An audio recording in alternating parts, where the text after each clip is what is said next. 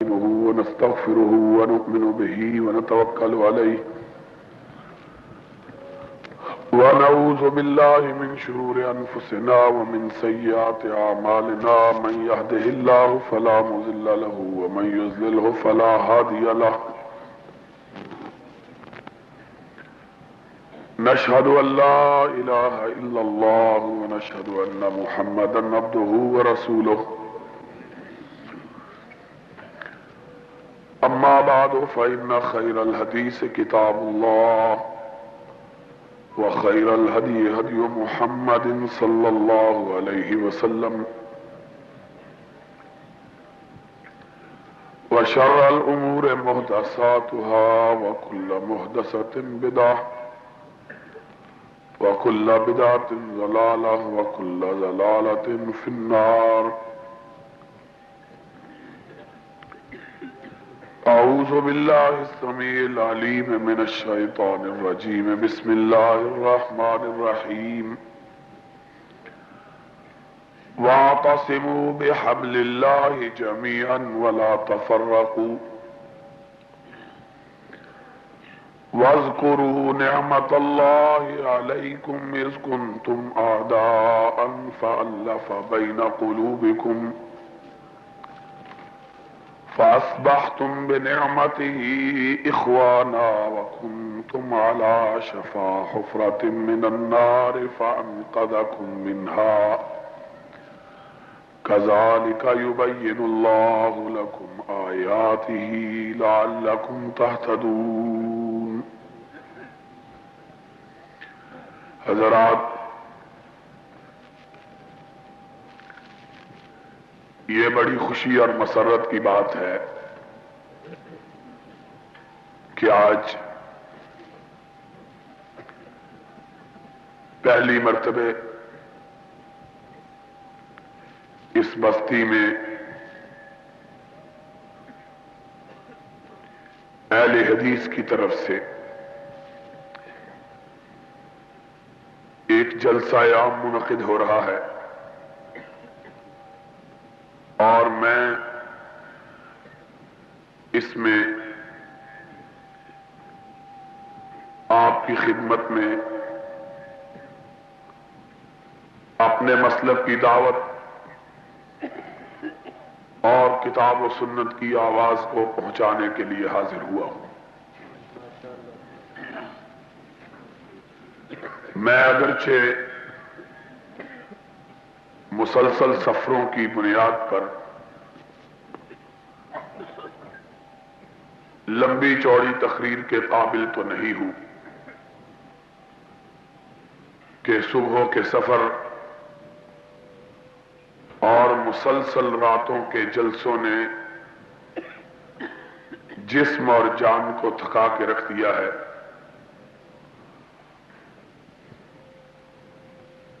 آواز بھی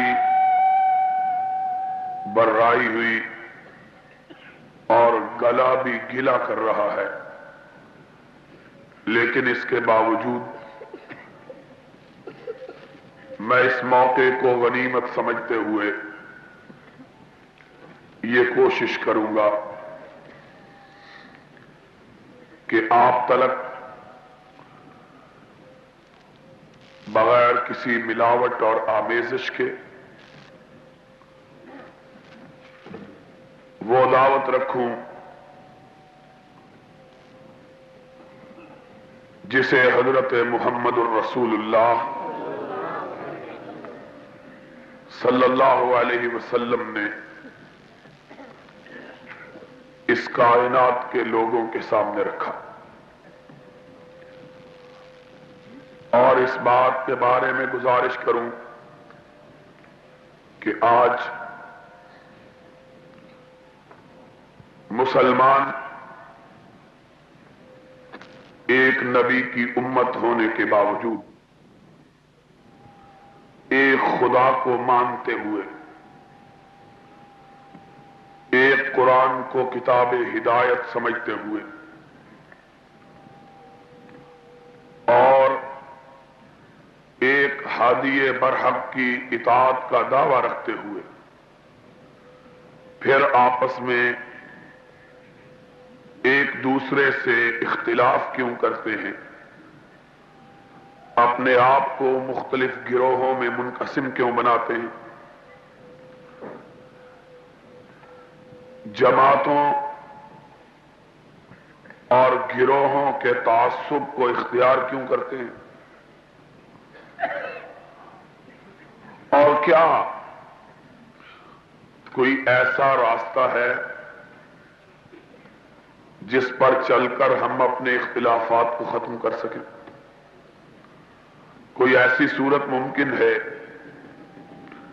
کہ ہم پھر اسی طرح ایک ہو جائیں جس طرح حضرت محمد کریم علیہ السلام کے زمانے میں ایک تھے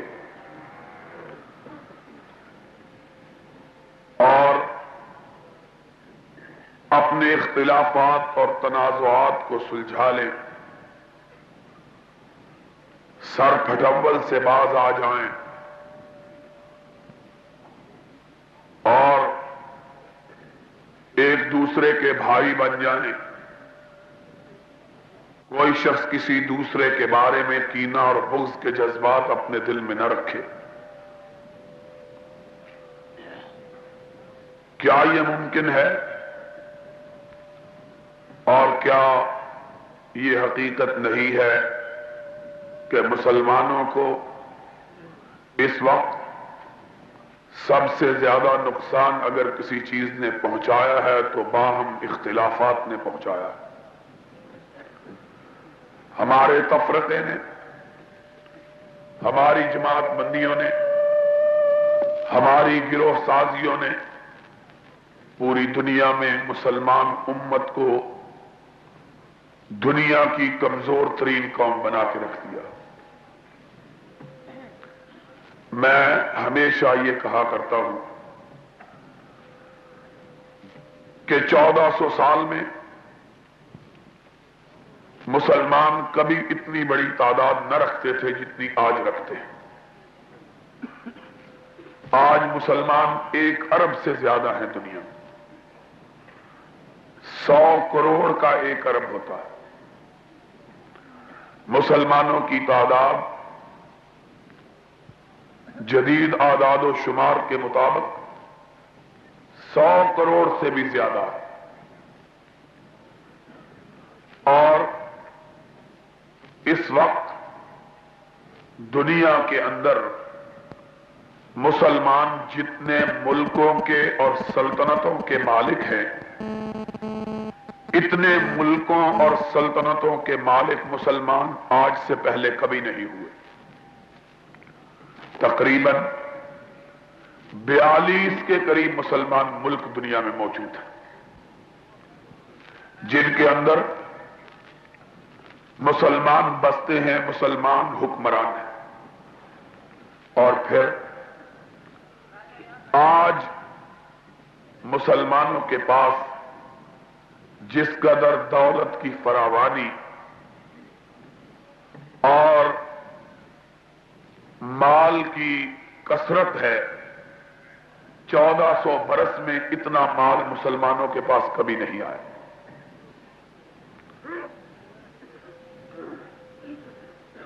پہلے زمانے میں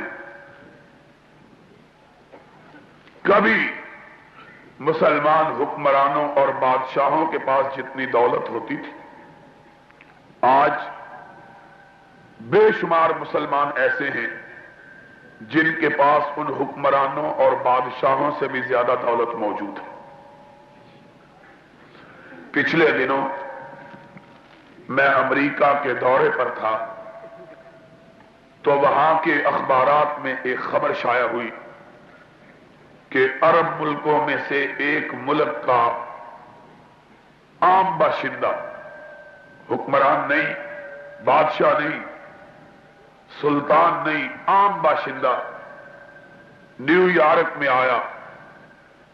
اس کی جائیداد اور اس کے مال و دولت کی فراوانی کا یہ عالم تھا کہ اخبارات نے لکھا کہ اس کی سواری کے لیے صرف امریکہ میں اپنی گرہ سے خریدی ہوئی 64 کاروں کا بیڑا موجود ہے، اپنے جہاز ہیں، اپنے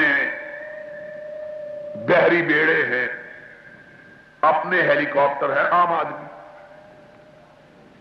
اتنی دولت کبھی حکمرانوں کے پاس بھی نہ ہوتی.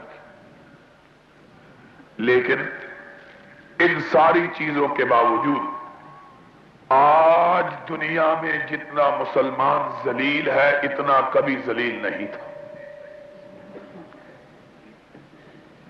دولت بھی بہت زیادہ، ملک بھی بہت زیادہ، تعداد بھی بہت زیادہ، لیکن حیثیت کوئی نہیں.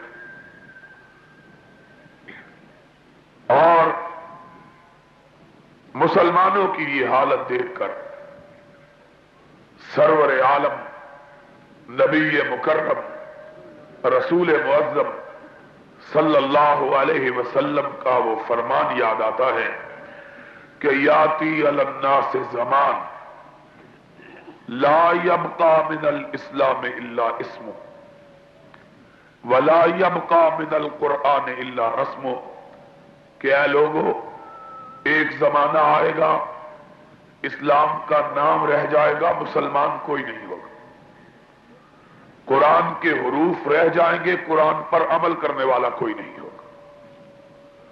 فرمایا پھر کیا ہوگا؟ ترمذی شریف کی حدیث ہے، نبی صادق و مصدوق کا فرمان ہے، آج سے 1400 برس پہلے کی کہی ہوئی بات دیکھو تو صحیح اپنے نبی کی کتنی سچی ہے. آپ نے فرمایا یوشک ان تداعى علیکم الامم کما تداعى الاکلۃ الی القصاء. فرمایا کہ جب زمانہ ایسا آ جائے گا تو پھر قومیں تم پہ اس طرح ٹوٹ پڑیں گی جس طرح بھوکے کھانے پہ ٹوٹ پڑتے ہیں. فقال قائل منهم امن قلت یومئذ نحن یا رسول اللہ. سننے والا کوئی بدر کا مجاہد اور احد کا غازی تھا. اس نے کہا یا رسول اللہ صلی اللہ علیہ وسلم، کیا اس دن ہم 313 بھی نہیں ہوں گے کہ لوگ ہم پہ ٹوٹ پڑیں گے؟ آپ نے فرمایا لا بل انتم کثیر. 313 کی بات کیا ہے، اس دن تم اتنے زیادہ ہوگے کہ تمہیں گنا نہیں جا سکے گا. اللہ کے رسول پھر کیا سبب ہے کہ قومیں ہم پہ ٹوٹ پڑیں گی جس طرح بھوکے کھانے پہ جھپٹ پڑتے ہیں؟ فرمایا وَلَٰكِنَّكُمْ غُصَّاء کا غصہ السیل. باوجود اتنی تعداد کے تمہاری حالت سیلاب کے پانیوں کے اوپر نمودار ہونے والے بلبلوں کی ہوگی، کوڑا و کرکٹ کی جو سیلاب میں پانی کے اوپر بہہ کے آ جاتا ہے. وَلَٰكِنَّكُمْ غُصَّاء کا غصہ السیل. اور پانی کے یہ بلبلے اور طوفانوں میں بادلوں کے پانیوں کے بہاؤ پر بہنے والے تنکے کسی دیوار کو توڑنے کی ہمت نہیں رکھتے. وَلَٰكِنَّكُمْ غُصَّاء. آج اگر ہم اپنے آپ کو دیکھیں تو ہمیں اس سچے نبی کی یہ پشین گوئی اپنے اوپر صادق ہوتی ہوئی نظر آتی ہے کہ اتنی تعداد رکھنے کے باوجود، اتنے ملکوں میں حکومت کرنے کے باوجود، مال و دولت کی اتنی فراوانی کے باوجود دنیا میں مسلمان ذلیل ہیں، خوار ہیں، پریشان ہیں، ذلیل ہیں، پائمال ہیں، کوئی حیثیت نہیں. کہیں تھوڑے سے یہودی پورے عالم عرب کو مصیبت میں ڈالے ہوئے، کہیں روس مسلمانوں کے خون میں اپنے ہاتھ رنگے ہوئے، کہیں امریکہ مسلمانوں کے خون سے ہولی کھیلے ہوئے، اور مسلمان میں پائمال خار و پریشان و دردمند، کوئی حیثیت نہیں۔ دنیا کا ایک اسلامی ملک ایسا نہیں ہے جس کے رہنے والے سر اونچا کر کے یہ کہنے کی سکت رکھتے ہوں کہ ہم آزاد ہیں، خود مختار ہیں، عزت دار ہیں۔ کوئی ایک ملک نہیں۔ کوئی روس سے مار کھاتا ہے تو امریکہ کی طرف بھاگا ہوا جاتا ہے، کوئی امریکہ سے پٹتا ہے تو روس کی گود میں پناہ لیتا ہے۔ عرب کے مسلمان، فلسطینی مسلمان، لبنان کے مسلمان امریکہ کے ستائے ہوئے روس کی گود میں پناہ ڈھونڈتے، افغانستان کے مسلمان روس کے مارے ہوئے امریکہ کی گود میں پناہ ڈھونڈتے۔ کوئی مسلمان ملک خود مختار، طاقتور، دشمن کو للکارنے والا اور کفر کو آنکھوں میں آنکھیں ڈال کر مسکرانے والا دنیا کے اندر موجود نہیں ہے۔ سبب کیا ہے؟ سبب یہ ہے کہ مسلمان بجائے اس بات کے کہ اپنی قوتوں اور طاقتوں کو متحد کر کے اپنے دشمن کے مقابلے میں سب آرا ہو، انہوں نے اپنی ساری توانائیوں کو ایک دوسرے کے خلاف استعمال کرنا شروع کر رکھا۔ کہیں عراق ایران سے لڑ رہا ہے،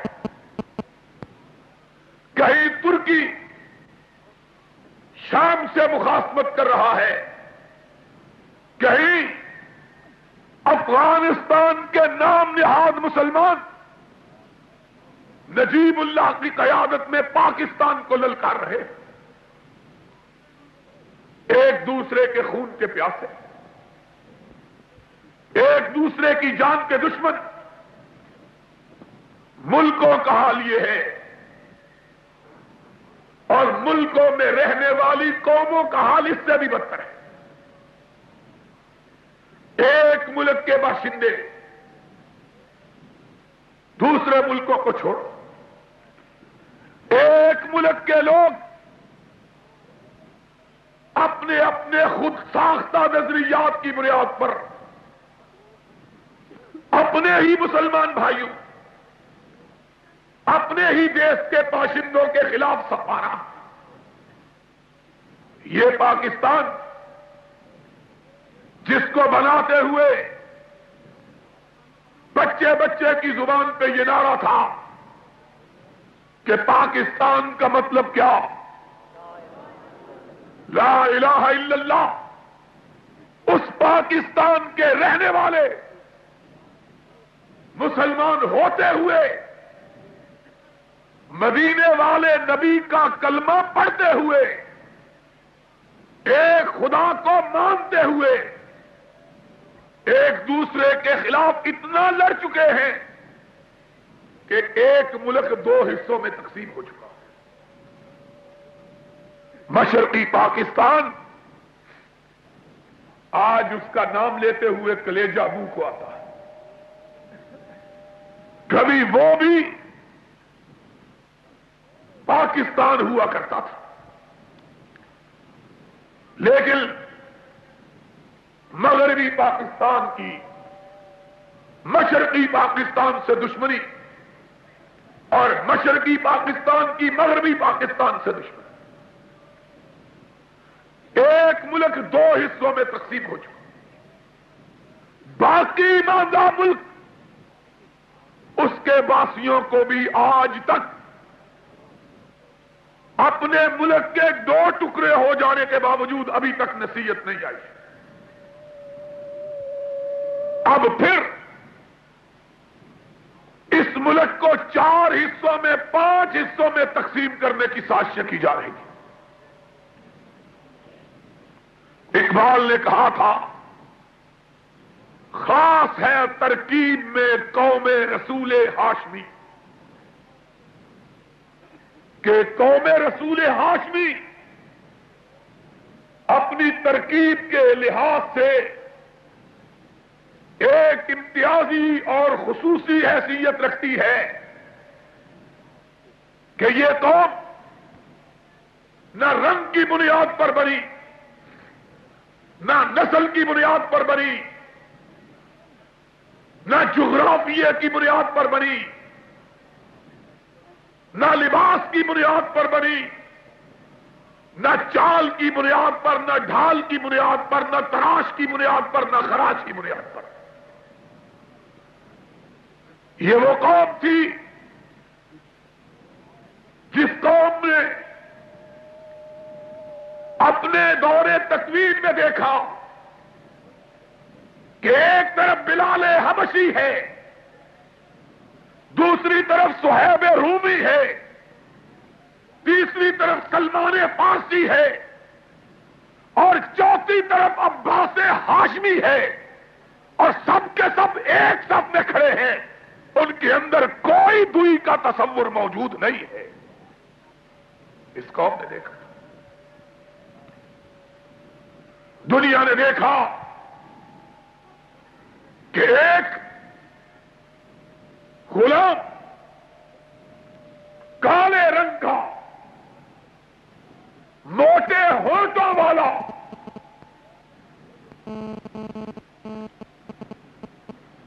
موٹے موٹے بھدے نقوش والا عربی زبان نہیں جانتا، نہ مکے کا رہنے والا، نہ کسی خاندان اور قبیلے والا، اور نہ مال والا نہ دولت والا. جب امیر المومنین خلیفۃ المسلمین سلطان عالم فاروق اعظم کے سامنے آتا ہے تو فاروق اپنی گردن جھکا کے کہتا ہے یا سیدی بلال یا مولا یا بلال، میرے سردار بلال، میرے آقا بلال. دیکھنے والے دیکھتے، سننے والے سنتے، حیران و شکر رہ جاتے اور کہتے ہیں امیر المومنین تم مکی ہو، عربی ہو، قریشی ہو، امیر المومنین ہو، خلیفۃ المسلمین ہو، سلطان عالم ہو، یہ حبشی ہے، غیر عربی ہے، مفلس و کلاش ہے، غلام ہے، تم اسے آقا و مولا کہہ کے پکار رہے ہو. ماجرا کیا ہے؟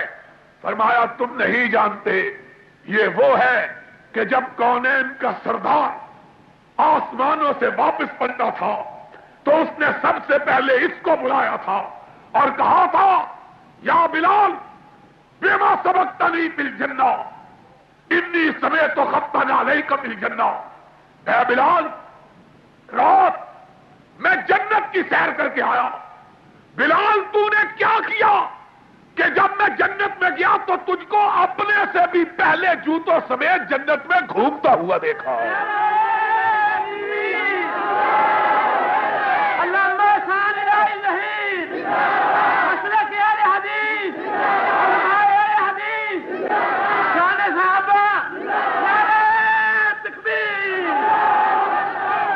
اس قوم کی ترکیب خاص تھی.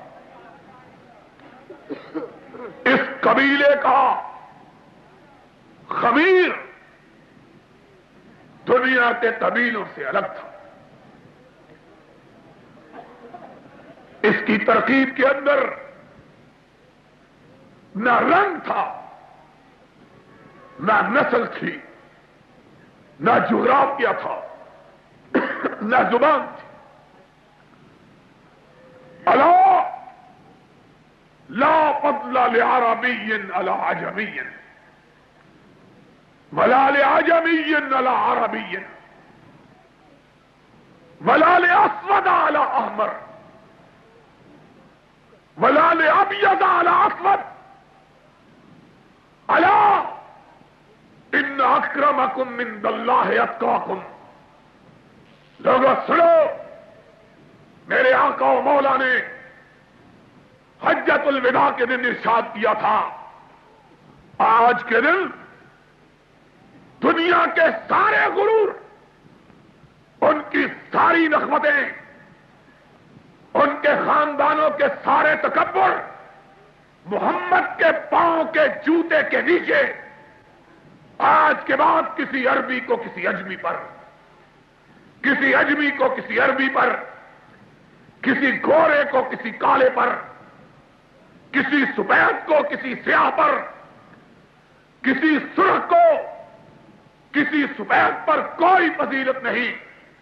تم میں سے سب سے بہتر وہ ہے جو اللہ سے زیادہ ڈرنے والا. اور یہی سبب تھا، یہی وجہ تھی. آج ذرا توجہ کے ساتھ ہماری دعوت کو سمجھ لینا، ہماری پکار پہ کان دھر لینا.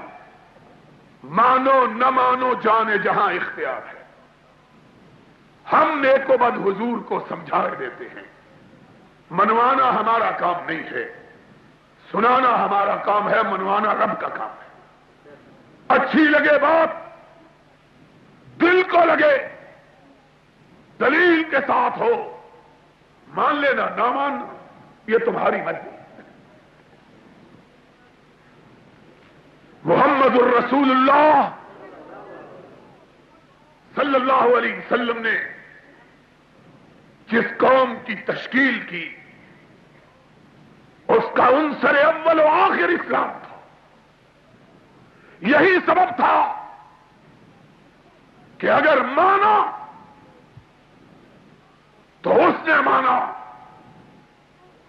جو نہ آپ کے قبیلے کا، نہ آپ کے خاندان کا، نہ اس کا رنگ آپ کا رنگ، نہ اس کا ڈھنگ آپ کا ڈھنگ، نہ اس کی بولی آپ کی بولی، نہ اس کا چلن آپ کا چلن، نہ اس کا طور آپ کا طور. لیکن جب مانا تو سارے صحابہ بیٹھے ہوئے، آقا نے اسے کندھے سے اٹھایا اور کہا ساتھیو سن لو، سلمان منا آل البیت. آج سے سلمان فارسی نہیں رہا، محمد کے گھرانے کا رکن بن گیا ہے.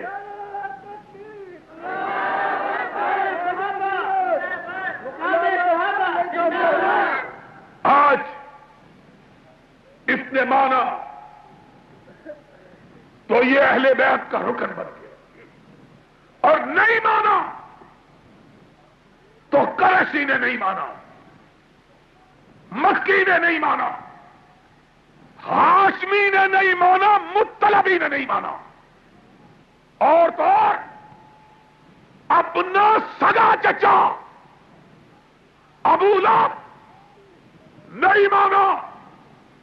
آسمان سے آواز آئی تبت یدا ابی لہب وتب. یہ تیرا چچا نہیں، اس کے ساتھ تیرا کوئی رشتہ ہی نہیں ہے. تیرے رشتہ دار تیرے ماننے والے. مسلمانوں، یہ تھی مسلمان قوم. اس قوم نے آج اس نبی کا کلمہ پڑھنے کے باوجود،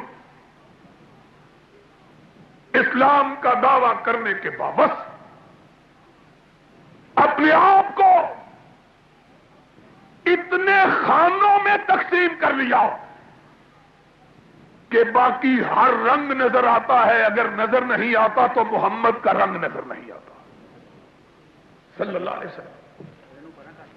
کوئی پنجابی ہے، کوئی سندھی ہونے پر فخر کرتا ہے، کوئی بلوچ روایات کا دلدادہ، کوئی پٹھان ہونے پر غرور کرتا ہے، کوئی اپنا ترا اٹھائے ہوئے، کوئی شملہ اپنے سر پہ سجائے ہوئے، کوئی سلوار کو تلوار کی دھار بنائے ہوئے، کوئی کسی چیز میں آج پاکستان کے اندر اتنے فتنے، اتنی تقسیمیں کہ کوئی اتحاد کی صورت نظر نہیں آتی۔ اور ظلم کی بات یہ ہے کہ صرف لسانی تقسیم، اقلیم کی تقسیم، صوبوں کی تقسیم، رنگ کی تقسیم ہی نہیں، بلکہ پھر تقسیم در تقسیم۔ پہلے پنجابی، سندھی، بلوچی، سرحدی، پھر پنجاب کے اندر تقسیم، کوئی سرائکی، کوئی پوٹھوہاری، کوئی ہزاروی اور کوئی ماجھے کی تقسیم، پھر اس کے اندر تقسیم ایک ایک شہر کی۔ السلام علیکم ورحمۃ اللہ وبرکاتہ۔ تمام جید علماء اہل حدیث کی تقریروں کا واحد چینل دعوت قرآن و حدیث، دعوت قرآن و حدیث۔ السلام علیکم ورحمۃ اللہ وبرکاتہ۔ ایک ایک شہر کے اندر تقسیم، ایک ایک بستی کے اندر تقسیم، ایک ایک گاؤں کے اندر تقسیم، کوئی بریلوی، کوئی دیوبندی، کوئی اہل حدیث، کوئی شیعہ۔ کیا زمانے میں پنپنے کی یہی باتیں ہیں؟ تقسیم در تقسیم۔ اتنی تقسیم شدہ قومیں اگر دنیا میں رسوا نہ ہوں گی تو اور کیا ہوگا؟ اگر ایک گھر کے 5 بیٹے 5 حصوں میں تقسیم ہو جائیں، اس گھر کی قصبے میں کبھی آبرو بن سکتی؟ سوچو تو صحیح۔ اور پھر ایک گھر کے 5 بیٹے 5 حصوں میں تقسیم نہ ہو، 100 حصے میں تقسیم ہو جائے، اس گھر کو بیرونی دشمن کی کیا ضرورت ہے؟ اندرونی تقسیم ہی ان کو تباہ کرنے کے لیے کافی ہے۔ اور پھر ہم قرآن پڑھتے ہیں، اور میرے مخاطب آج کی گفتگو میں وہ دوست ہیں جو مذہب کو ماننے والے ہیں، اور خدا کے لیے ہمیں تو جو مذہب کو مانتے، نمازیں پڑھتے، مسجدوں میں آتے، حضور کے نام کی مالا جپتے، خدا کی بارگاہ میں سجدے کرتے، ہمیں تو متحد ہو جانا چاہیے۔ اگر بے دین نہیں ہوتے نہ ہو، کم از کم ہمیں تو اتفاق کر لینا چاہیے۔ آؤ اپنے آپ کو دیندار کہلانے والے آئیں اور خدا کی بات سنیں۔ خدا کیا کہتا ہے؟ وَاعْتَصِمُوا بِحَبْلِ اللَّهِ جَمِيعًا وَلَا تَفَرَّقُوا۔ اے مومن کہلانے والے، اپنے آپ کو لوگوں اکٹھے ہو جاؤ، مل کر اللہ کی رسی کو مضبوطی سے تھام لو اور فرقوں میں مت پڑو، آپس میں تقسیم مت ہو، اختلافات مت کرو، ایک ہو جاؤ۔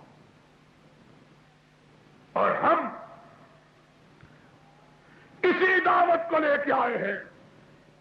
آج شاہکوٹ کے لوگوں میری گزارش کو سن لینا.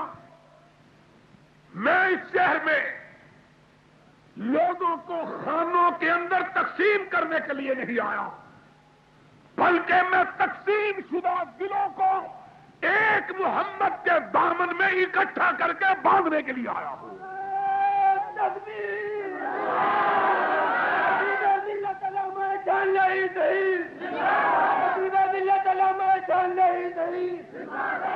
آ جاؤ، ہم اکٹھے ہو جائیں.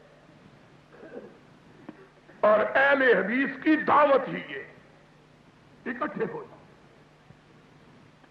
ایک ہو جائیں، اختلافات مٹا دیں، تفرقے ختم کر دیں. جو اہل حدیث اختلاف کی دعوت دیتا ہے وہ اہل حدیث نہیں ہے. آج میں سب سے پہلے اپنے آپ کو اتفاق کے لیے پیش کرتا ہوں. جتنے دوست ہیں مسلمان، میں ان سے اتفاق کے لیے تیار ہوں. جھگڑا کیا ہے؟ لڑائی کس بات پر؟ افسوس کی بات ہے وہ نبی جس نے دشمنوں کو دوست بنایا، اسی نبی کا نام لے کر ہم دوستوں کو دشمن بنا رہے ہیں. حیرانگی کی بات ہے کہ نہیں؟ نبی پتھر کھاتے رہے، گالیاں سنتے رہے، طعن و تشنیع برداشت کرتے رہے. اپنے قدمہائے مبارکہ کو، ان پیروں کو، اور جن کے تقدس کا عالم یہ ہے کہ ان پیروں کو تھام کے جبریل نے آپ کو براق پہ سوار کیا تھا، ان پیروں کو سرور کائنات نے زخمی کروایا. طائف کے میدان میں آپ کے قدمہائے مبارکہ سے اتنا خون بہا کہ آپ کے جوتوں میں جم گیا. آپ کے لیے قدم اٹھانا مشکل ہو گیا تھا، چلا نہیں جاتا تھا.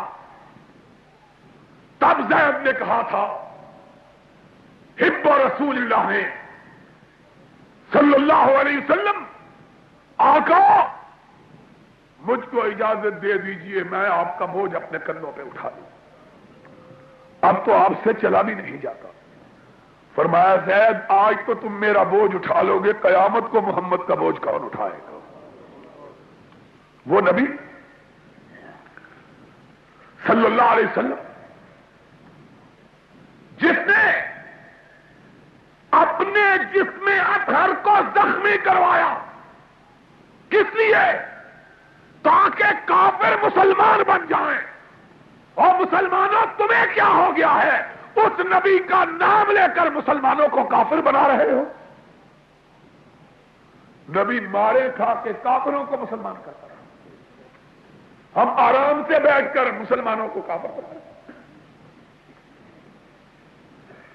خدا کا خوف کریں ہم سب. امت تباہی کے تھانے پر پہنچ گئی.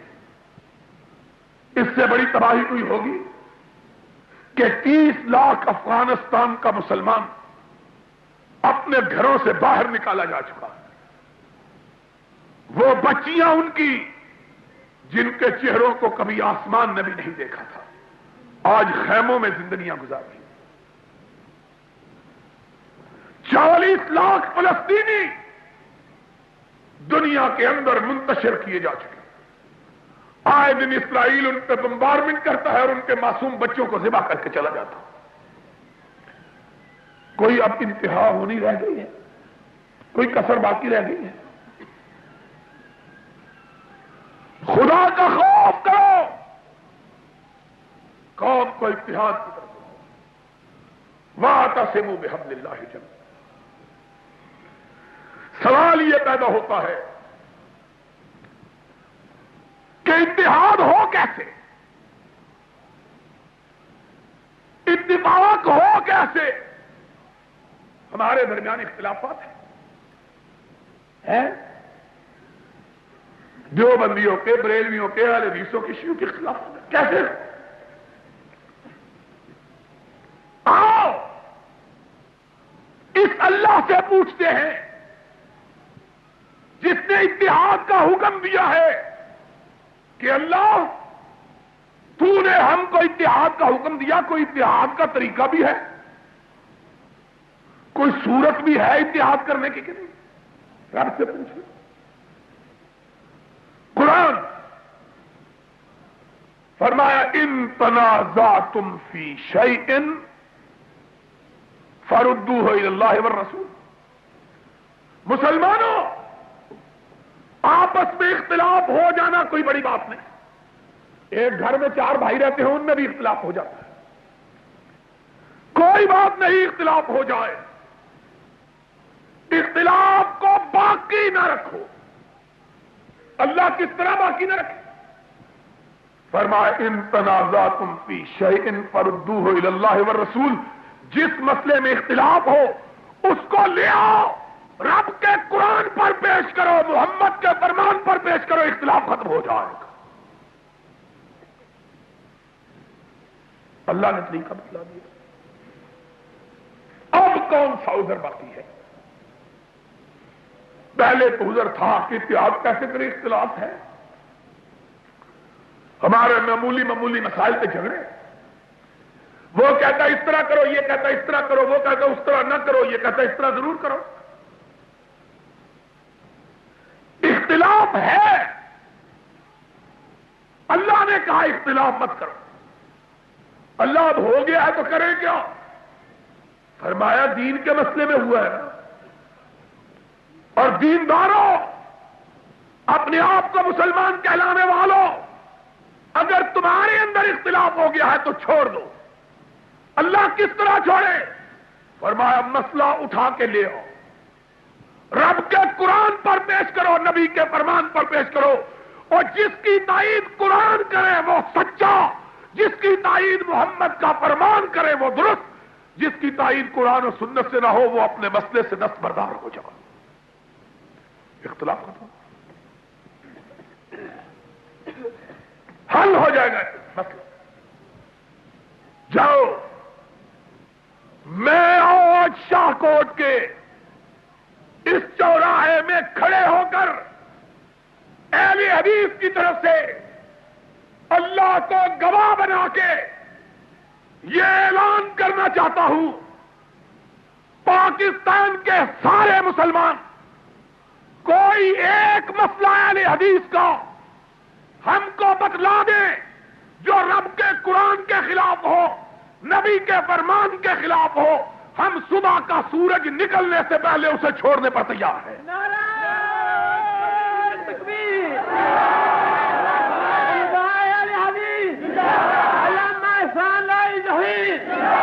ہم تیار ہیں، ہم تیار ہیں، کوئی تعصب نہیں، اس لیے تعصب نہیں کہ دین کسی کی جاگیر، یہ نہیں کہ جو لوہار کریں گے ترخان اس کی مخالفت کریں گے، جو پنڈ کا جج کرے گا مغل اس کی مخالفت کریں گے، جو ارائی کریں گے شیخ اس کی یہ نہیں ہے دین۔ دین سب کی مشترکہ میراث ہے، دین بریلویوں کا بھی، دیوبندیوں کا بھی، اہل حدیث کا بھی، شیعہ کا بھی، دین سب کی میراث ہے۔ اس لیے اس کے بارے میں تعصب کرنا شریعت کے اندر جائز ہے، شریعت میں جائز نہیں ہے۔ کس بات پر تعصب؟ آ جاؤ، اپنے اپنے مسئلے اٹھا کے لے آئیں، رب کے سامنے لے آئیں، رب کے رسول کے سامنے لے آئیں، جو رب رسول کہے مان لیں۔ پھر قیامت کے دن رب پوچھے گا نا کہ تو نے ایسا کیوں کیا؟ کہہ دیں گے اللہ تیرے قرآن میں ایسا آیا تھا، تیرے نبی کے فرمان میں ایسا آیا تھا، اور تو نے ہم کو قرآن و حدیث کے سوا کسی دوسری چیز کے ماننے کا حکم، تو جانے، تیرا قرآن جانے، ہم کو کیا ہے؟ لے آؤ، سارے اپنے اپنے مسئلے قرآن و سنت پر پیش کریں، اختلاف ختم کریں۔ حضرت محمد الرسول اللہ صلی اللہ علیہ وسلم کے صحابہ میں بھی اختلاف ہوا، حضور کے صحابہ میں بھی اختلاف ہو جاتا ہے۔ چار بھائی ایک گھر میں رہتے ہیں، سگے، ایک ہی ماں کے پیٹ سے جنم لیا، ایک ہی باپ کی اولاد، ان کے درمیان بھی اختلاف ہو جاتا ہے۔ مکان بنانے لگتے ہیں، ایک کہتا ہے کھڑکی یہاں رکھو، دوسرا کہتا ہے نہیں روشن دانی یہاں رکھو، اختلاف ہو جاتا ہے، کوئی بڑی بات نہیں۔ اسی لیے رب نے اور رب کے نبی نے اختلاف پیدا ہونے سے منع نہیں کیا، اس کو برا نہیں سمجھا، اختلاف کو باقی رکھنے سے منع کیا، لیکن اختلاف کو باقی رکھنا جائز کیا کریں؟ وہی کرو جو نبی کے صحابہ نے کیا۔ نبی پاک صلی اللہ علیہ وسلم اس کائنات سے رخصت ہوئے، آپ کے ملائے اعلیٰ کے پاس منتقل ہونے کے فوراً بعد صحابہ کے درمیان اختلاف ہو گیا۔ فاروق اعظم نے تلوار اپنی میان سے نکالی، کہا جو یہ کہے گا رسول اللہ فوت ہو گئے میں اس کی گردن کو اڑا دوں گا۔ اب کس کی مجال ہے کہ دم مارے؟ فاروق نے تلوار نیام سے نکالی، کرے گا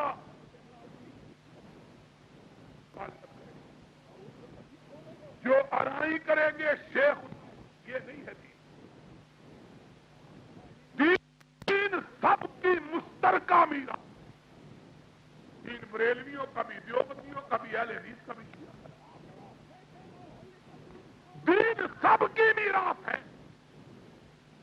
اس لیے اس کے بارے میں تعصب۔ السلام علیکم ورحمۃ اللہ وبرکاتہ۔ تمام جید علماء اہل حدیث کی تقریروں کا واحد چینل دعوت قرآن و حدیث، دعوت قرآن و حدیث۔ السلام علیکم ورحمۃ اللہ وبرکاتہ۔ کپڑا ہٹایا، نبی کی موت کا تیقن حاصل کیا، پھر واپس پڑے، مسجد نبوی میں آئے، منبر رسول پہ چڑھے، صحابہ کا جھمگٹا، حمد و صلات کے بعد کہا لوگوں سنو، من کان منکم یعبد محمدا فإن محمدا قد مات ومن کان منکم یعبد اللہ فإن اللہ حی لا يموت۔ جو رب کا پرستار ہے سن لے، کہ رب زندہ ہے، کبھی اس سے موت وَيَبْقَى وَجْهُ رَبِّكَ ذُو الْجَلَالِ اللہ ہی ہے جس کو موت۔ وَمَنْ كَانَ مِنْكُمْ يَعْبُدُ مُحَمَّدًا فَإِنَّ مُحَمَّدًا قَدْ مَاتَ۔ اور جو محمد کا پجاری ہے وہ سن لے کہ محمد موت۔ اب ذرا دیکھنے کی بات ہے جو ہم سب کے لیے سمجھنے کے لیے، ماننا بے شک نہیں، سن تو جاؤ،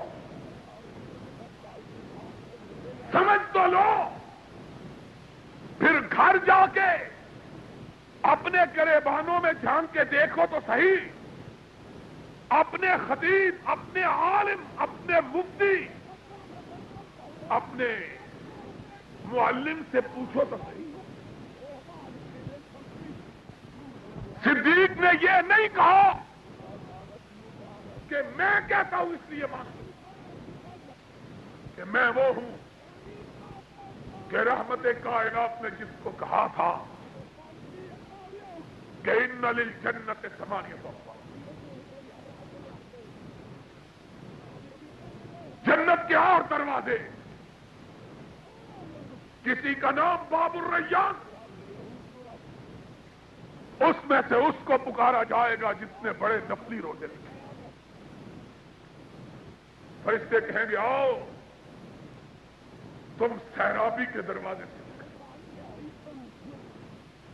کسی کا نام باب الصلاح، جس نے کثرت سے نفلی نمازیں پڑھی ہو، اللہ کہے گا، اللہ کے فرشتے کہیں گے آؤ تم باب الصلاح سے ہو کے جنت میں جاؤ.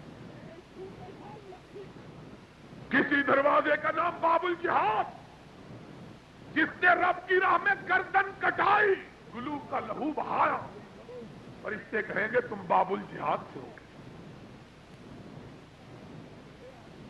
کہا اللہ کے حبیب صدیق کے دل میں خیال آیا، یا رسول اللہ صلی اللہ علیہ وسلم، جنت میں جانے کے لیے جائے گا تو ایک دروازے سے ہی، لیکن کسی کو یہ عزت بھی ملے گی کہ اس کو جنت کے 8 دروازوں سے پکارا جائے. کیا جنت میں ہمارے دروازے سے ہو گیا؟ سرور کائنات نے سر کو جھکایا، آسمان سے جبریل امین آئے، کہا آقا سر اقدس کو اٹھائیے، رب نے جواب دیا ہے ما ينطق عن الهوى ان هو الا وحی، کہ گفتہ اللہ گرچہ از حلقوم عبداللہ شود، بولتا وہ ہے، زبان اس کی حرکت کرتی ہے، کلام اس کا ہوتا ہے، الفاظ اس کے، بات اس کی. کہا صدیق تم نے کیا پوچھا؟ کہا یا رسول اللہ کوئی ایسا خوش نصیب بھی ہوگا جس کو جنت کے 8 دروازوں سے پکارا جائے. فرمایا انت منہم، صدیق وہ تو ہوگا جس کو جنت کے 8 دروازوں کے فرشتے کہیں گے صدیق ہمارے دروازے سے ہو کے جنت میں جاؤ.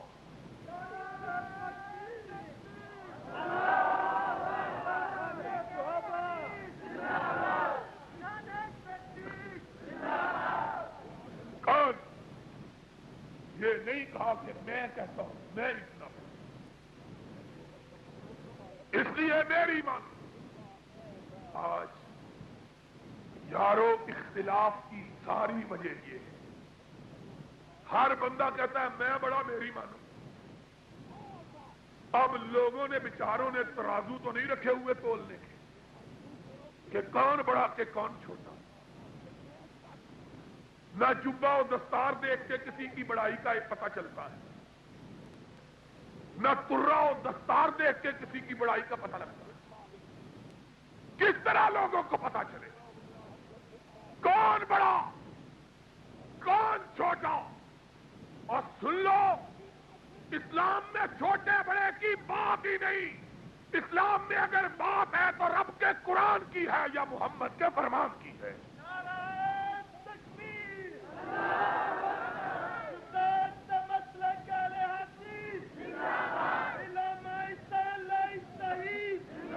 آج سارا اختلاف بیچارہ ایک عام آدمی مسجد میں نماز کرتا ہے، جی کی کریے ساڈے مولوی ہو رہی تھے جی کہنے. مولوی صاحب کے ایویں کہنے سے مسئلہ حل نہیں ہوتا. مسئلے کے حل کرنے کا طریقہ یہ ہے، اہل حدیثوں تم بھی سن لو، دوسرے دوستوں تم بھی سن لو، کبھی مسئلے میں اختلاف ہوگا ہی نہیں اگر تم نسخہ یاد رکھو. جس مولوی صاحب کے پاس جاؤ ان کا ادب کرو، ان کا احترام کرو، لیکن مسئلہ پوچھتے ہوئے کہو مولوی صاحب اپنی بات نہ بتلانا تو مدینے والے کی بات بتلانا.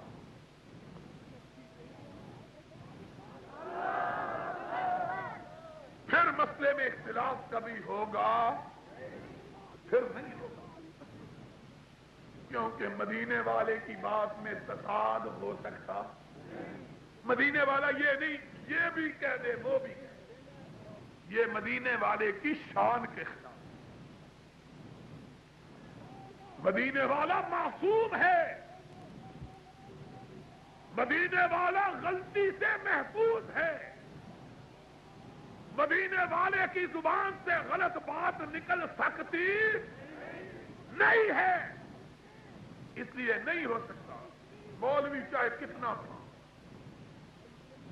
کائنات کا کتنا بڑا عالم ہو، اس سے غلطی ہو ہر آدمی کو، ہر آدمی ہارا. اور اسی لیے اس امام نے کہا تھا جس نے 40 سال نبی کائنات کی مسجد پاک میں بیٹھ کر، حضور کے مصلی پہ بیٹھ کر حضور کی حدیث کا درس دیا تھا، امام مالک رحمت اللہ علیہ. انہوں نے فرمایا تھا کل یؤخذ من قولہ ویرد علیہ الا صاحب ھذا القبر. اور بڑے سے بڑا آدمی غلطی کرتا ہے، اگر غلطی نہیں کرتا تو صرف آمنہ کا لال نہیں کرتا. محمد الرسول اللہ صلی اللہ. صدیق اپنی بات کو بنوانے کے لیے اپنی بڑائی کا حوالہ نہیں دیتے. میں اتنا بڑا کہہ رہا ہوں اس لیے مان لو. کیوں؟ اگر وہ بڑے تھے تو فاروق بھی بڑا تھا. فاروق بھی وہ فاروق تھا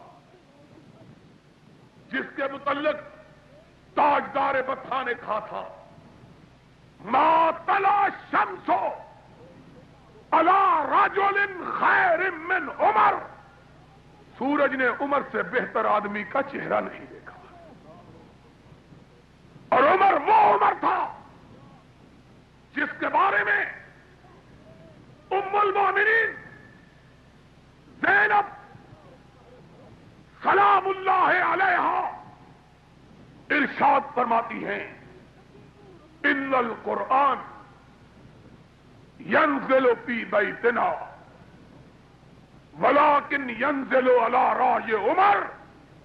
قرآن اترتا ہمارے گھر کے صحن میں تھا لیکن اترتا عمر کی رائے کے مطابق تھا. عمر بھی کچھ چھوٹا نہیں. عمر وہ عمر تھے رضی اللہ تعالی کہ نبی کائنات نے کہا تھا لو کان بعدی نبی لکان عمر. اگر کسی کو صلاحیت و اہلیت کی بنیاد پر نبوت ملتی تو عمر کو ملتی. یہ نبوت کی اہلیت رکھتا.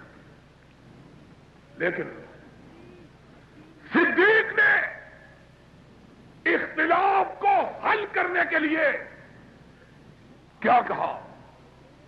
کہا ما محمد الا رسول قد خلت من قبلہ الرسل افإن مات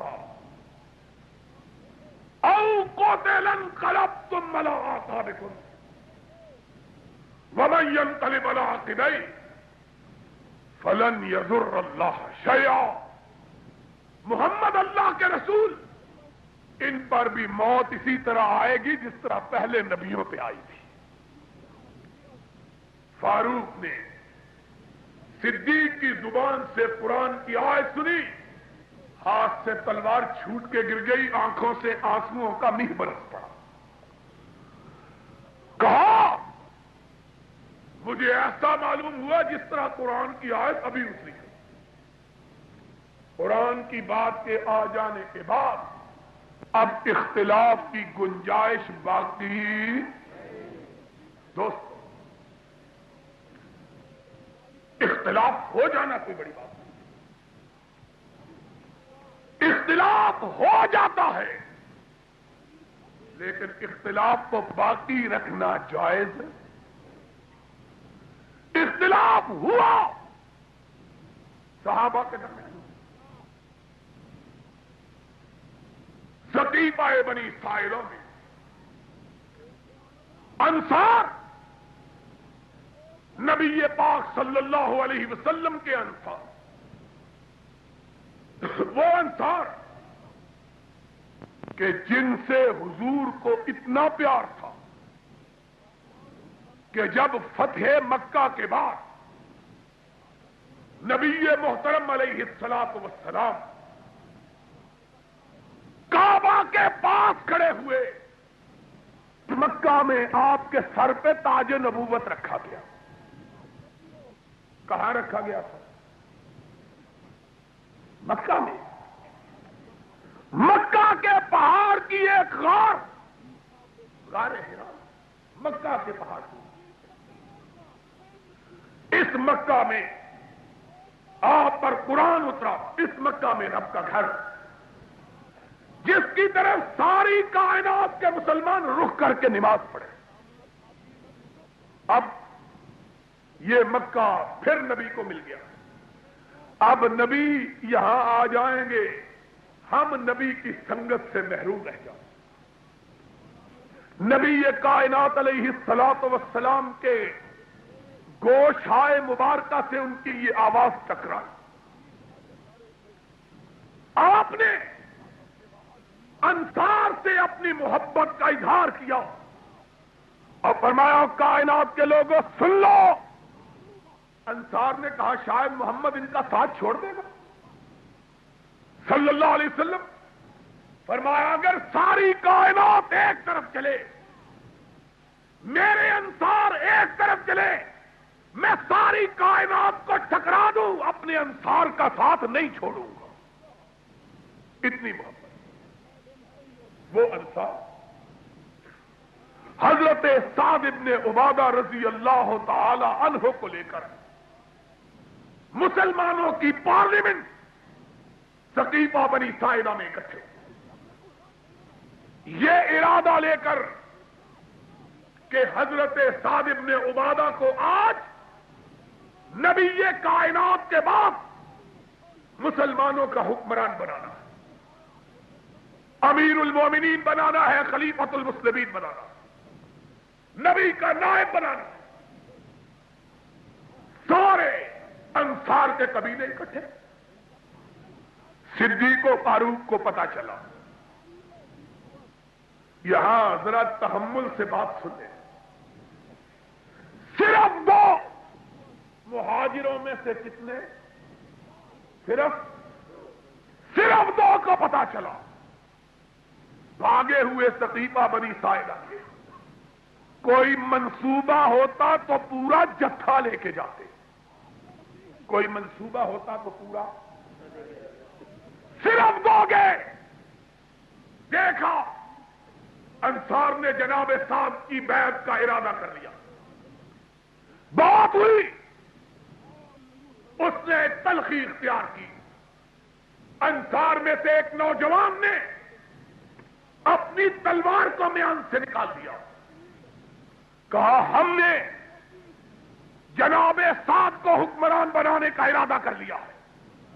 آج ہم سے کوئی خلافت لے گا تو تلوار کی نوک پہ لے گا. صدیق نے فرمایا لڑتے کیوں؟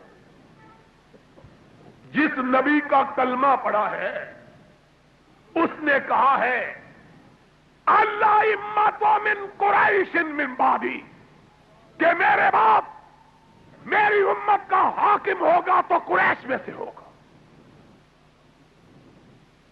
نبی کا فرمان. اختلاف کتنا، لڑنے کے لیے تیار، تلواریں کھنچ گئی. وہاں قرآن کی بات آئی، فاروق نے مان لی. یہاں نبی کے فرمان کی بات آئی، اس نوجوان کے ہاتھ سے تلوار گر گئی.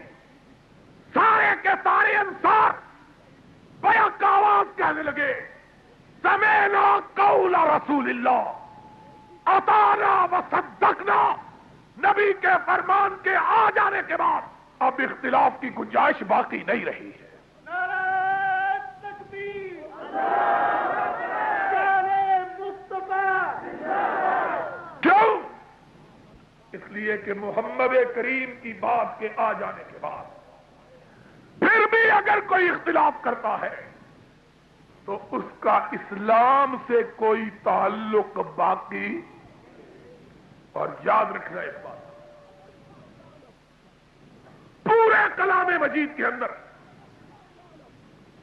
رب کائنات نے الف لام میم سے لے کر والناس تک سارے قرآن میں رب نے کسی ایک مقام پر بھی اپنی ذات کی قسم ایک مقام پر جب بھی قسم کھائی کہیں آمد لیل و نہار کی کھائی کہیں فجر کی کھائی کہیں چاش کی کہیں تین کی کہیں زیتون کی کہیں طور سیرین کی کہیں بلدہ امین کی لیکن جب مسئلہ اپنے نبی کی فرمان کی آئی بات جب مسئلہ نبی کے فرمان کا آیا تو اپنی کبریائی کی قسم کھا فلا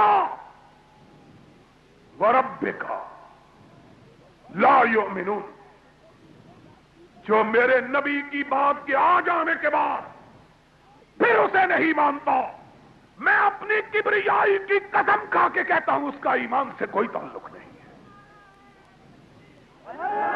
اور لوگوں میں سمجھتا ہوں کہ صرف قرآن کی یہ آیت ہمارے اختلافات کے خاتمے کے لیے کافی اگر ہمارے دلوں کے اندر اسلام کی محبت ہے نبی کی محبت ہے قرآن کی اندر کہ حدیث پاک میں آیا کہ محمد الرسول اللہ صلی اللہ علیہ وسلم کے زمانے میں ایک یہودی اور ایک نام نہاد مسلمان کے درمیان جھگڑا ہو گیا اختلاف ہو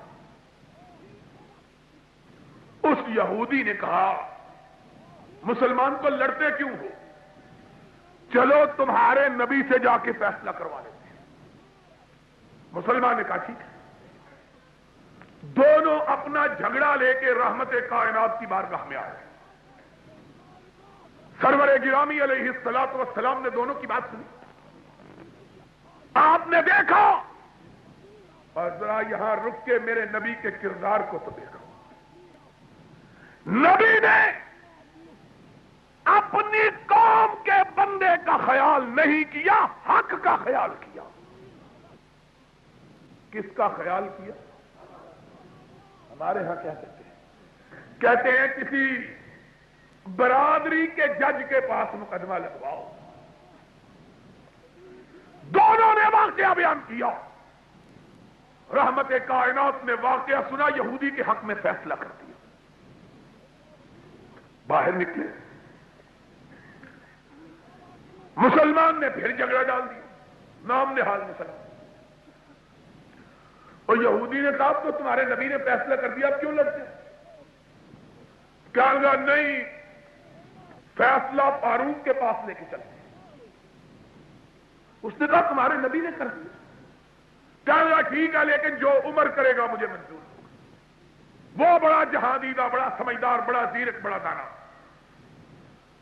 یہودی نے انکار کیا اس نے اصرار کیا مجبور ہو کے چل پڑا فاروق کی بارگاہ میں پہنچے پھر جھگڑا ان کے سامنے رکھا فاروق نے بات سنی کچھ کہنے لگے کہ یہودی نے کہا حضور ایک لمحے کے لیے رک جائیے فاروق اعظم رضی اللہ تعالیٰ نے پوچھا کیا بات ہے اس نے کہا جناب عمر یہ جو جھگڑا ہم آپ کے پاس لے کے آئے ہیں یہ پہلے آپ کے نبی کے پاس جا چکا ہے صلی اللہ علیہ وسلم فاروق حیران رہے کہنے لگے نبی کے پاس جا چکا ہے پھر اس یہودی نے کہا کہ آپ کے نبی نے اس میں فیصلہ بھی کر دیا فاروق اور حیران رہے کہنے لگا فیصلہ کر دیا پھر میرے پاس کیوں ہوا ہے یہودی نے کہا جناب میں نے تو مان لیا تھا یہ مسلمان ماننے کے لیے تیار نہیں ہوئے آپ نے فرمایا بھی کیوں کیا بات ہے اس نے کہا جناب آپ جیسا منصف کہاں آپ جیسا عدل والا کہاں آپ جو فیصلہ کریں فاروق نے کہا نبی نے کر دیا میرے پاس ہوا کہا نہیں مجھے تو تیرا فیصلہ منظور ہے فرمایا میرا فیصلہ منظور ہے کہنے لگا ہاں مجھے کعبے کے رب کی قسم ہے آپ جو فیصلہ کریں گے مجھے منظور ہو فاروق دوڑے ہوئے گئے اندر سے اپنی تلوار اٹھائی اور یہ کہتے ہوئے اس کی گردن اڑا دی، ھذا قضا عمر من لم یسلم قضا رسول اللہ صلی اللہ علیہ وسلم، جو رسول کا فیصلہ ٹکرا کر عمر کے پاس آتا ہے اس کا فیصلہ عمر اپنی زبان سے نہیں اپنی تلوار سے کرے گا۔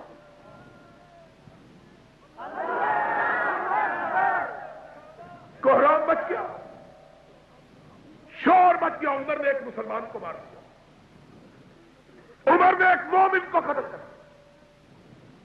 قصہ نبی کے پاس پہنچا، اور نبی بھی سچا نبی، سب کہو صلی اللہ سچا نبی، عادل نبی، منصف نبی، کسی کی طرف نہ دیکھنے والا نہیں۔ آج فیصلہ کرتے ہوئے زبانیں لڑکھڑا جاتی ہیں۔ غریبوں کے لیے اور قانون، امیروں کے لیے، اپنوں کے لیے اور قانون، بیگانوں کے لیے۔ سن لو، صادق و مصدوق نے کہا تھا امتیں تب تباہ ہوتی ہے جب قانون کے اندر امتیاز پیدا ہو جاتا ہے، بڑوں کے لیے اور چھوٹوں کے لیے اور۔ ہمارے ملک کی تباہی جو ہوئی ہے اسی وجہ سے ہوئی ہے کہ میں اگر سوختہ ساما ہوں تو یہ روز سیاہ خود دکھایا ہے میرے گھر کے چراغ والے مجھے۔ بڑے لوگوں کے بیٹے بدماش، ڈاکو، چور، لٹیرے، بد کردار، لیکن بڑے کا بیٹا محمد الرسول اللہ صلی اللہ علیہ وسلم کا قانون اسی لیے اس ملک میں نہیں لاتے، جانتے ہیں اگر نبی کا لایا ہوا قانون آ گیا سب سے پہلے جن کی پشتوں کو داغا جائے گا حکمرانوں کی پشتیں ہوں گی۔ کیسے لایا؟ وہ نبی، عادل نبی، منصف نبی، جس نے کہا تھا لو ان فاطمہ بنت محمد سرقت لقطعت یدہا، اور میں وہ عادل ہوں اگر خدا نہ خواستہ سمجھانے کے لیے کہا اگر حسنین کی ماں محمد کی لخت جگر فاطمہ بھی چوری کرے تو محمد اس کا ہاتھ بھی کاٹ ڈالے۔ وہ نہیں، اس نبی کے پاس قصہ پہنچا، عمر نے ایک مومن کو مار دیا، فرمایا خون بہا لے لو، 100 اونٹ لے لو، معاف کر۔ کہنے لگے یا رسول اللہ قاتل کو قتل ہی کیا جائے، مقتول کے بدلے میں قاتل ہے۔ قد نرا تقلب وجهك فی السماء، اس کی نگاہیں آسمان کی طرف اٹھ گئی کہ جس کی نگاہیں اٹھتی تھی تو قبلے تبدیل ہو جایا کرتے تھے، اس کی نگاہیں اٹھی، اللہ اس کو تو تجھ سے مانگ مانگ کے لیا تھا، اتنی جلدی؟ ہائے ہائے ہائے، ادھر نگاہ اٹھی، ادھر آسمان والے کی غیرت کو جلال آ گیا، کہا بلا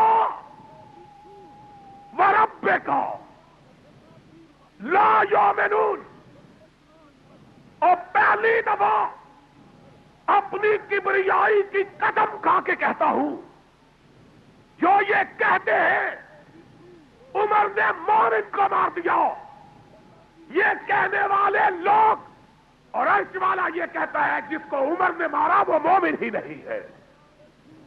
کیوں؟ جو تیری بات ٹھکرا کے عمر کے پاس جائے، مجھے اپنی کبریائی کی قسم وہ مومن، اور جو تیری بات ٹھکرا کے کسی مولوی کے پاس جائے، اور کبھی سوچو تو صحیح، کبھی غور تو کرو کہ نبی کی بات کو ٹھکرا کے فاروق کے پاس جانے والا تو مومن، اور نبی کی بات ٹھکرا کے عام مولوی کے پاس جانے والا مومن کیسے ہو گیا؟ یارو خدا کا خوف، آؤ مل بیٹھے، غور کریں، اپنے آپ کو دین میں کیا ذکر ہے، دین میں کیا تعصب، دین میں کیا ہٹ دھرمی، دین میں کیا گروہ۔ اس تفرقے نے امت کے سینے کو چھلنی کر دیا۔ آؤ اکٹھے ہو جائیں، اور یاد رکھو کسی بڑے کی بات پہ کبھی اکٹھ ہو سکتا؟ وجہ کیا ہے؟ وجہ یہ ہے جو تیرا بڑا وہ میرا نہیں، جو میرا بڑا وہ تیرا نہیں۔ اور پھر ہر آدمی کی بڑائی کا اپنا تصور، ہر آدمی کی بڑائی کا، تیرے نزدیک اس طرح کا بڑا، اس کے نزدیک اس طرح کا بڑا۔ پھر بڑوں کا مقابلہ تو ہو سکتا ہے، اکٹھ بڑوں کے تو مقابلے ہوتے ہیں، لڑائی ہوتی ہے۔ اکٹھ اگر ہو سکتا ہے تو اس بڑے کے نام پہ ہو سکتا ہے جس کو عرش والے نے بڑا بنایا ہے۔ وَرَفَعْنَا لَكَ وَرَفَعْنَا، یہ تیرا بڑا بنایا ہوا نہیں، یہ میرا بڑا بنایا ہوا نہیں، اس کو تو عرش والے نے بڑا بنایا۔ وَرَفَعْنَا، مکے والوں نے کہا تھا تیرا نام ہم مکے کی تاریخ سے مٹا دیں گے، عرش والے نے کہا وَرَفَعْنَا لَكَ ذِكْرَكَ، یہ مکے کی بات کر رہے ہیں، میں نے تو تیرا نام عرش کی بلندیوں پہ لکھ لیا ہے، تیرے نام کو مٹانا چاہیے۔ اور اسی دن معراج ہوا تھا جب مکے والوں نے مل کے اعلان کیا تھا کہ محمد کا نام روئے زمین سے مٹا دو۔ عرش والے نے جبریل کو بھیجا، کہا یہ زمین سے مٹانا چاہتے ہیں تو اس کو آسمانیوں کی بلندیوں سے بھی اونچے لے کے آ جاؤ۔ اس مقام پہ پہنچے کہ جبریل رک گئے، آقا نے فرمایا آگے بڑھو، کہا آگے بڑھوں گا تو پر جل جائے، نوریوں کا مقام یہیں پہ، بس یہاں سے آگے بشر ہی جا سکتا ہے۔ کس کو کہتے آ جاؤ، سارے اپنے اپنے مسائل لے کے آ جاؤ،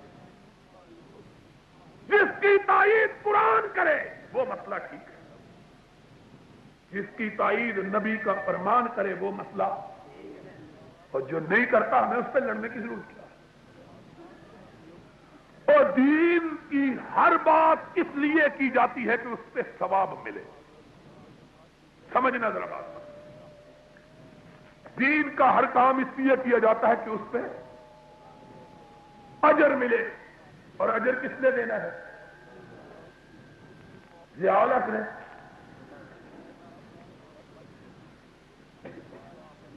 کس نے دینا ہے اجر؟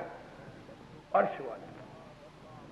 عرش والا اجر صرف اس بات پہ دے گا جس کا حکم اس نے قرآن میں دیا یا اس کے نبی نے اپنے فرمان میں دیا، اور جو ان دونوں میں نہیں اس کی بارگاہ میں اس کا اجر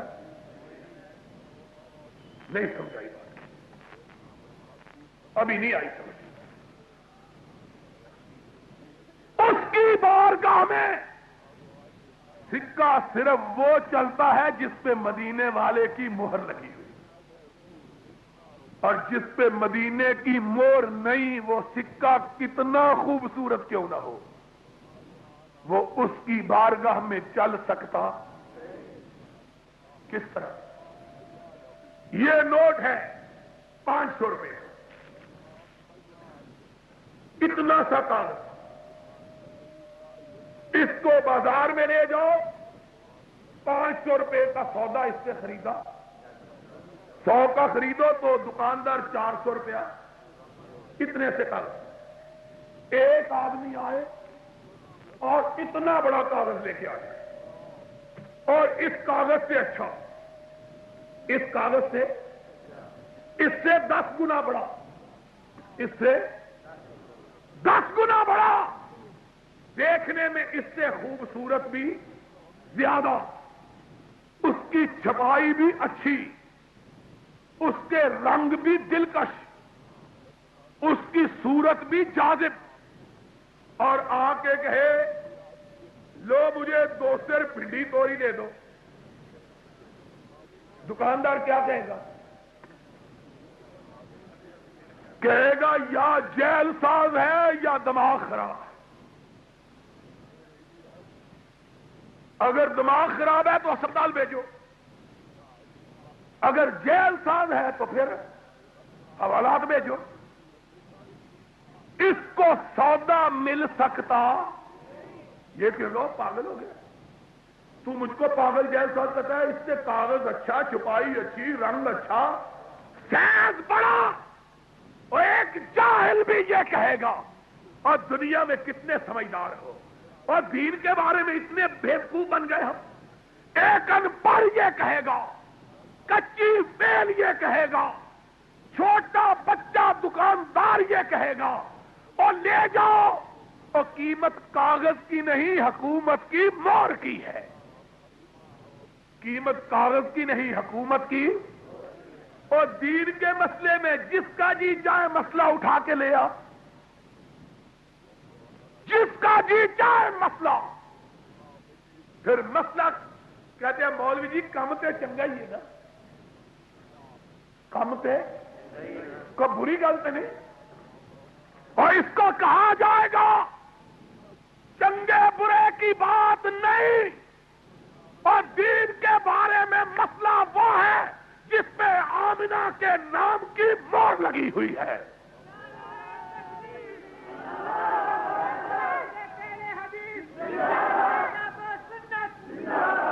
مسئلے کی خوبصورتی کی بات تو مہر کی ہے۔ مدینے کی مہر لگی ہے کہ اور 2 ٹکے تمہیں خرچ کرتے ہوئے بڑی سمجھ ہے، کھوٹا تو نہیں۔ عام دکاندار پرکھتا ہے، جعلی تو نہیں، اور مسئلوں کو بیان کرتے ہوئے کبھی نہیں سمجھتے سوچتے کہ جعلی ہے کہ اصلی۔ آ جاؤ، ہماری دعوت کا خلاصہ یہ ہے، اور اسی پہ کائنات کا اتفاق ہو سکتا ہے۔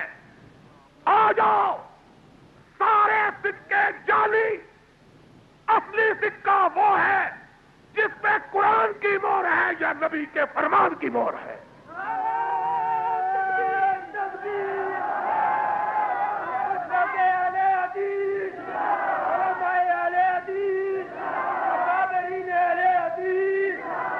آ جاؤ، پھر ہر آدمی اپنی ایمانداری سے اپنے اپنے مسئلے کو پرکھے۔ اگر کتاب اللہ میں ہے تو سچا، اگر سنت رسول اللہ میں ہے تو، اگر نہیں ہے تو چھوڑ۔ اجر نہیں ملے گا جب تک نبی کا نام، اجر نہیں ملے گا جب تک قرآن کا نام۔ تم کہتے ہو مسئلہ بڑا خوبصورت، میں کہتا ہوں کاغذ کتنا خوبصورت ہے، چل سکتا۔ اگر دنیا میں نہیں چل سکتا تو جنت میں کیسے چل سکتا ہے؟ محمد الرسول اللہ صلی اللہ، اور یہی معنی ہے اشہد ان لا الہ الا اللہ واشہد ان محمدا عبدہ، اللہ کی وہ، اللہ کے رسول کی وہ، اور اسی پر اتفاق۔ واعتصموا بحبل اللہ ہے۔ آ جاؤ، اتحاد کرو۔ اتحاد اگر ہوگا تو ہمارے بڑے اور تمہارے بڑے کے نام پر نہیں ہوگا، اتحاد ہوگا تو اس کے نام پہ ہوگا جس کو اللہ نے بڑا بنایا، اور اسی سے اتفاق اور اتحاد ہوگا، اور اسی سے امت اپنے مصائب سے، اپنی مشکلات سے، اپنی ذلتوں سے نجات پائے گی۔ وگرنہ امت کبھی بھی دنیا میں سرخرو ہو سکتی۔ دوستو، یہی ہماری دعوت ہے۔ جی بہت چاہتا تھا لمبی بات کرنے کو، لیکن نہ سینہ ساتھ دیتا ہے، نہ جسم، نہ آواز، نہ گلا۔ اللہ سے دعا ہے اللہ ہم کو اتنی نعمت سے مالا مال کرے۔ اور اللہ ہمیں قرآن و سنت پر سارے مسلمانوں کو اکٹھا ہونے کی توفیق عطا فرمائے انشاءاللہ۔ پہلا جلسہ ہی ذرا مشکل ہوتا ہے، چاکا کھل گیا، شاہ کوٹ کا چاکا کون سائی صاحب، انشاءاللہ اب جلسے ہوتے، اونچی بولو، جلسے ہوتے، اور 7 نومبر کو بڑا جلسہ ہونا ہے۔ کہاں پتا ہے؟ فیصل آباد میں 7 نومبر کو، 3 جمعے بعد 7 نومبر کو کہاں جلسہ ہونا ہے؟ اور ذرا اونچی بول کے دل تو خوش کرو۔ سب نے جمعہ انشاءاللہ وہاں 7 کا پڑھنا ہے انشاءاللہ، ہاتھ اٹھا کے سب نے 7 کا جمعہ انشاءاللہ وہاں پڑھنا ہے۔ وآخر دعوانا الحمدللہ رب العالمین۔ اللہم صلی علی محمد وعلی آل محمد کما صلیت علی ابراہیم وعلی آل ابراہیم انک حمید مجید۔ اللہم بارک علی محمد وعلی آل محمد کما بارکت علی ابراہیم وعلی آل ابراہیم انک حمید مجید۔ اے اللہ ہم سب مسلمانوں کو متحد اور متفق فرما۔ اے اللہ ہم سب کو قرآن و سنت کی پیروی کی توفیق عطا فرما۔ اے اللہ ہمارے ملک کی حفاظت فرما۔ اے اللہ پوری دنیا کے مسلمانوں کی مدد فرما۔ اے اللہ ہم سب کی پریشانیاں حل فرما۔ اے اللہ ہم سب کی مصیبتیں دور فرما۔ اے اللہ ہم سب کی جھولیوں کو اپنی رحمتوں سے معمور فرما۔ اے اللہ ہم سب کو کتاب و سنت کی محبت عطا فرما۔ اے اللہ ہم سب کو کتاب و سنت کی لگن عطا فرما۔ اے اللہ جتنے لوگ آئے ہیں اللہ سب کو اپنے دین کی محبت عطا فرما۔ اے اللہ سب کو اپنے دین کی تڑپ عطا فرما۔ اے اللہ جتنے ساتھی ہیں اللہ سب کو اتفاق اور اتحاد کی نعمت سے مالا مال فرما۔ اے اللہ ہماری اولادوں کو نیک بنا۔ اے اللہ ہمارے گھروں میں خیر و برکات نازل فرما۔ اللہ ہمارے بوڑھے والدین پہ رحم فرما۔ اے اللہ ہمارے فوت شدگان کی مغفرت فرما۔ اے اللہ ہم سب کی دعاؤں کو قبول فرما۔ ربنا تقبل منا انک انت السمیع العلیم وتب علینا انک